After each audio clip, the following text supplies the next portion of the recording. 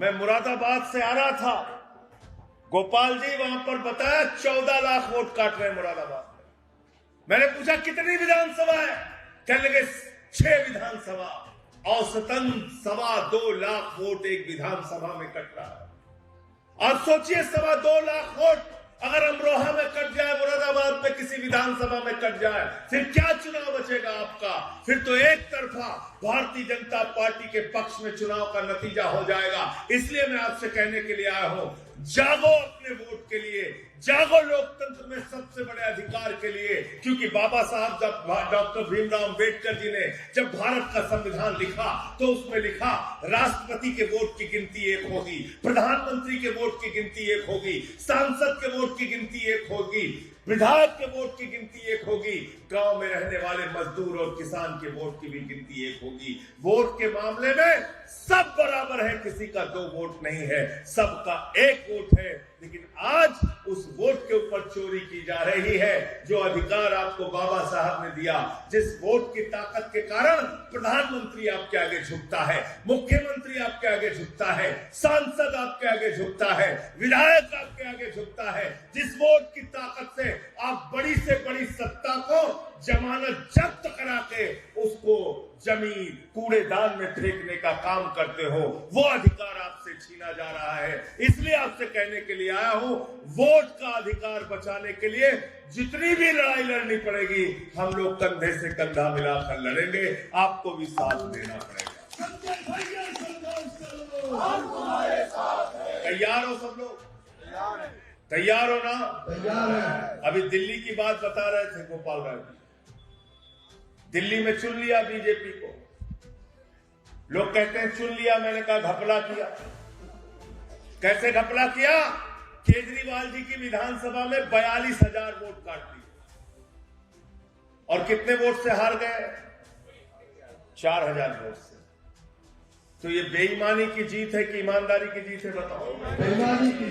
बेईमानी से जीती ना बीजेपी। आपके क्षेत्र में कितना वोट कटा?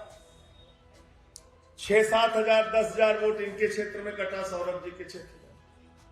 ऐसे ही सभी विधानसभाओं में वोट कटवाया वहां पे, और हमारा कोई विधायक 2,000 से, कोई 3,000 से, कोई 4,000 से हार गया। अभी बिहार में जिस जिस विधानसभा में 60,000 70,000 वोट कटे, वहां 5,000 7,000 वोट से बीजेपी जीत गई। ये बात किसी को समझ में नहीं आ रही। चुनाव आयोग को SIR कराने का संविधान में कोई अधिकार नहीं है मेरे दोस्तों। एक गैर संवैधानिक काम चुनाव आयोग कह रहा है। मैं एक सांसद के तौर पे, एक जिम्मेदार नागरिक के तौर पे बात कह रहा हूं, SIR कराने का अधिकार ज्ञानेश कुमार को नहीं है, नरेंद्र मोदी को नहीं है, चुनाव आयोग को नहीं है। तो एक गैर संवैधानिक काम हम हिंदुस्तान के अंदर, उत्तर प्रदेश के अंदर होने नहीं देंगे। ये इस बात की लड़ाई है और इस बात की लड़ाई में आपका साथ है। संविधान बचाओ। और ये सबसे ज्यादा आम आदमी पार्टी से परेशान रहते हैं। दिल्ली में जीत तो गए, 10 महीने में जनता त्राही कर रही है। छोटे छोटे बच्चों को फीस जमा करने के नाम पे उनके अभिभावकों को धक्का देकर स्कूलों से भगाया जा रहा है। 6-6 घंटे बिजली की लाइट काटी जा रही है। ऐसी मूर्ख को मुख्यमंत्री बना दिया है। वो कह रही थी कूड़े के पहाड़ पे हमारा मंत्री जाता है, कहता है तेरे को जाना होगा भाई। मैंने कहा भाई कूड़े का पहाड़ झाड़ू से जाता है, ऐसे बोलने से नहीं जाता। और वो हमारे पास है झाड़ू, गंदगी हम साफ करते हैं राजनीति की, ये ताकत हम लोगों के पास है। केजरीवाल जी ने जो मॉडल दिया, बिजली फ्री, पानी फ्री, शिक्षा फ्री, इलाज फ्री, आज पूरी दिल्ली की जनता फिर से कह रही आम आदमी पार्टी चाहिए, अरविंद केजरीवाल चाहिए। अभी तो पूरा पर्वत बेचने जा रहे थे पावर ये मोदी जी। मैंने कहा मुख्यमंत्री के बाद मोदी जी रात में 3 बजे अरावली पहाड़ पर चढ़ गए, कहने लगे तेरे को जाना होगा भाई। अरावली पहाड़ में पूरा बेच रहे थे अदानी को। वो तो जनता सड़कों पर उतरी, तो अब सरकार को अरावली का फैसला वापस लेना पड़ा। आपकी ताकत वो ताकत है, अगर सड़क पर उतर जाओगे तो अन्ना आंदोलन को याद कर लेना। देश की जनता सड़कों पर उतरी अरविंद केजरीवाल जी के साथ, अन्ना जी के साथ, तो उस समय की सरकार को कानून बनाना पड़ा, लोकपाल का कानून, और सड़क की ताकत की बदौलत बनाना पड़ा। किसान 1 साल तक सड़कों पे बैठा रहा, आंदोलन करता रहा, और उसी किसान के आंदोलन की बदौलत तीनों काला कानून नरेंद्र मोदी जी को वापस लेना पड़ा। और आप सबसे मैं कहना चाहता हूं, संसद सुन नहीं रही, सुप्रीम कोर्ट तारीख पर तारीख दे रहा है, अब सड़क का रास्ता बाकी है। डॉक्टर लोहिया ने कहा था सड़क खामोश हो गई तो संसद आवारा हो जाएगी। हम संसद को आवारा नहीं बनने देंगे, सड़क पर लड़ाई लड़कर कानून बनवाने का काम करेंगे।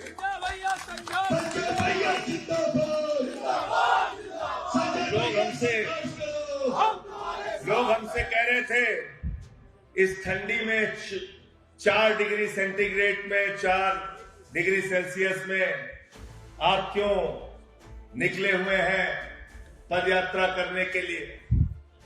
4 डिग्री 5 डिग्री सेल्सियस टेम्परेचर, इतनी कड़कती ठंड, क्यों निकले हुए हैं?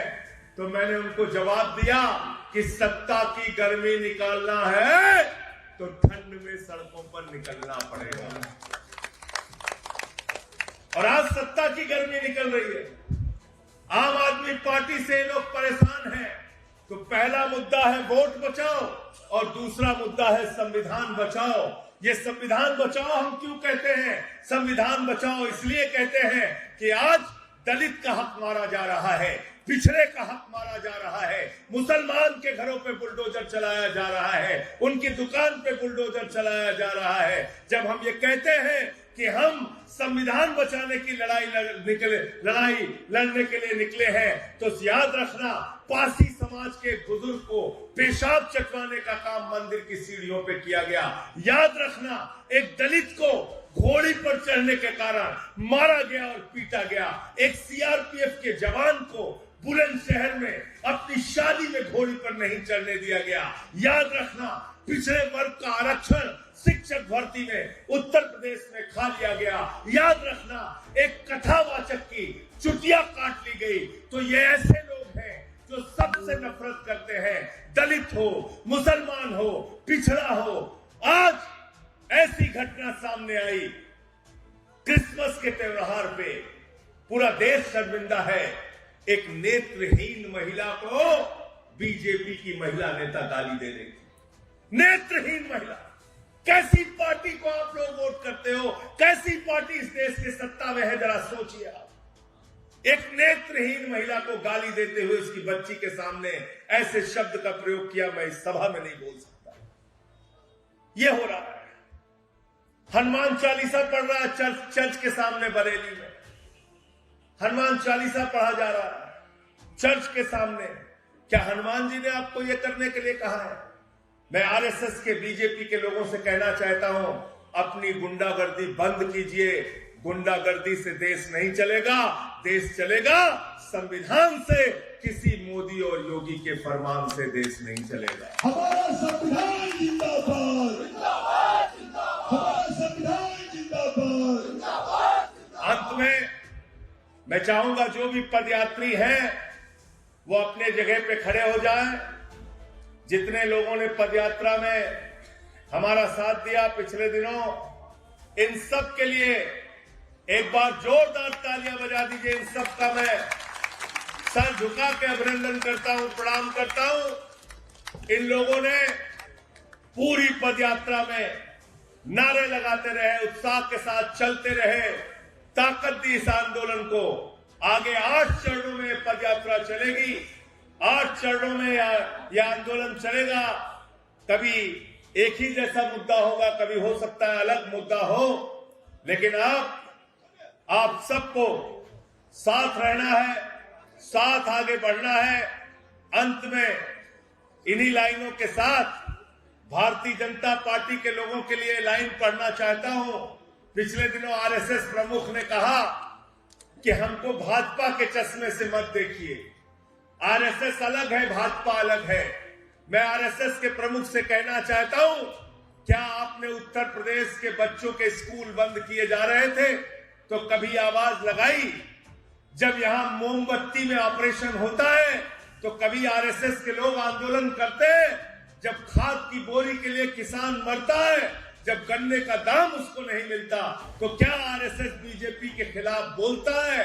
जब नोटबंदी होती है, लोग मरते हैं, तो क्या आप लोग बोलते हैं? जब महंगाई देश में बढ़ती है तो क्या आरएसएस बोलता है? जब रुपए का दाम लगातार गिरता है तो क्या आरएसएस बोलता है? नहीं भागवत जी, हम लोगों को गुमराह मत कीजिए। आप और बीजेपी दोनों एक सिक्के के दो पहलू हो, इसलिए लड़ाई आप दोनों से मिलकर इस देश के लोगों को लड़नी है।